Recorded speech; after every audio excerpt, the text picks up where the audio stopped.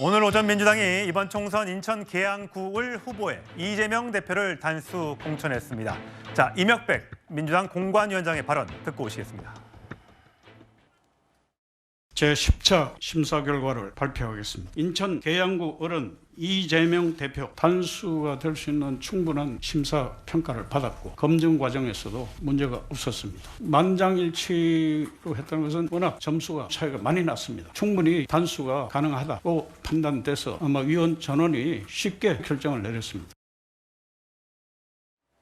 예, 자, 이재명 대표의 단수 공천으로 일단 명령 대전이 확정이 됐습니다. 프로필은 이렇습니다. 보니까 나이는 1964년생으로 같네요.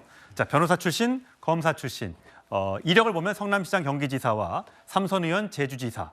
자, 제1야당 대표와 이재명 대표의 저격수로 활동했다는 점에서 굉장히 재미있는 관전 포인트가 되는 이번 총선의 한 승부처가 될 걸로 보이는데, 자, 조금 전에 이명백 공관위원장에서 얘기했던 그 이재명 대표가 다른 후보들과 많이 격차가 나서 충분히 여유 있게 단수 공천을 받을 수 있었다.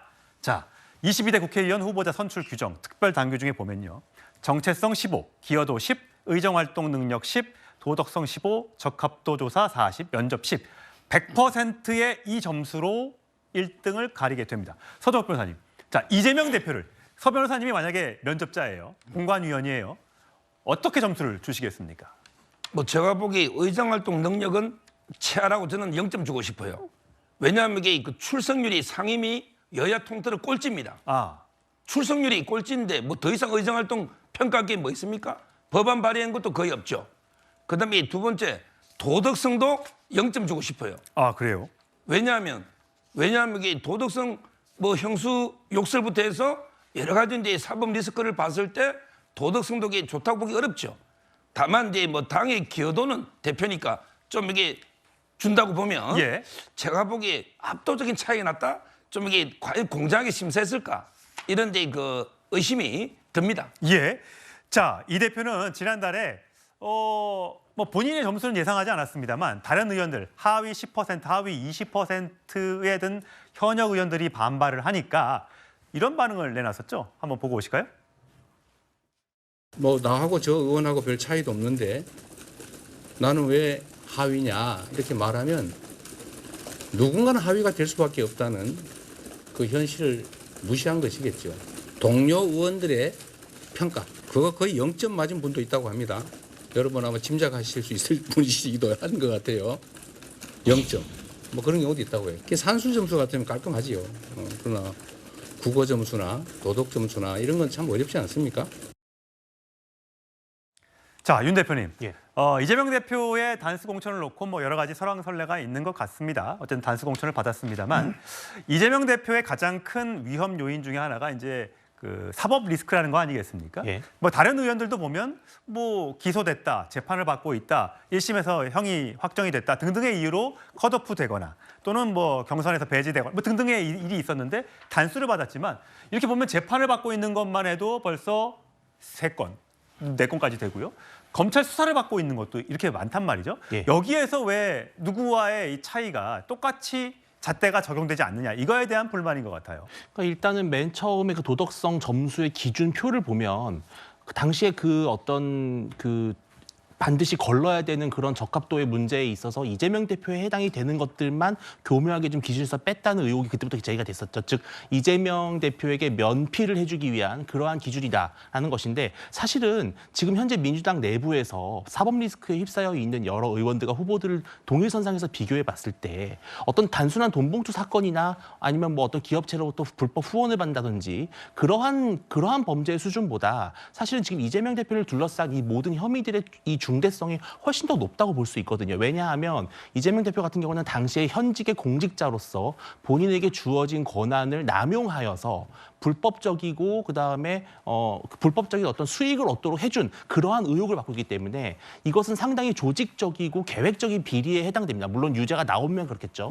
그렇기 때문에 이재명 대표가 도덕성 면에서 과연 점수를 정상 이상의 점수를 받았다고 하는 것은 물론 그 안에서의 기준에는 맞을지 몰라도 일반 국민들이 정말 정말 상식선상에서 생각하는 도덕성의 기준에서는 상당히 최하위점을 받는 것이 당연한 것이 아닌가라는 생각이 듭니다. 네, 어떤 여러 가지의 어떤 점수 분포도에서 이것을 극복하고 이재명 대표가 단수 공천을 받았기 때문에 이제 개항을 해서 명령대전이 벌어지게 되는 거죠. 자, 그동안에는 이재명 대표가 여러 가지 당내 공천 잡음 또 지지율의 어떤 그 추이 이런 것 등을 봤을 때 혹시 불출마를 하지 않겠느냐 또는 대표직에서 물러나지 않겠느냐라는 얘기가 나왔었는데 일단 공천을 받았으니까 물러나는 일은 없는 거고요. 자, 대표직 사퇴에 대해서도 이렇게 선을 그었었죠. 들어보시죠. 정체불명 여론조사가 문제 있다면 책임져야 한다 이런 목소리도 나오고 대표님 그 사퇴 요구도 나오는데요. 툭하면 사퇴하라 소리 하는 분들이 계신 모양인데 그런 식으로 사퇴하면 아마 1년 내내 365일 대표가 바뀌어야 될 겁니다. 저는 이게 일상적으로 해오던 정당 내의 조사 업무인데 그걸 과도하게 예민하게 생각하시지 않아 주셨으면 좋겠다는 말씀 드리고 싶습니다. 자, 장 변호사님. 어쨌든 이재명 대표의 얘기를 들어보면 아까 말씀드렸던 불출마 또는 대표직 사퇴는 없는 걸로 보입니다. 총선까지는 일단 내 스타일로 가겠다 이렇게 해석하면 되겠죠? 네, 왜냐하면 지금 총선이 사실 코앞으로 다가왔다고 봐도 무방하고요. 그 대안이란 게 없지 않습니까? 그렇다면 뭐 비대위에 비대위원장으로 누군가가 윤곽이 또 떠오르지도 않는 상황이기 때문에 그런 부분이 있고요. 지금까지 짚어주신 대로 왜 도덕성에 대해서도 후한 평가를 받았냐? 이 세부 평가와 관련해서 어떤 평가를 받았는지는 정확하게 알 수가 없고요. 기본적으로 민주당의 평가를 하는 지표 중에 제일 높은 게 40점의 이 적합도 조사입니다. 이건 여론조사를 하는 것이거든요. 야.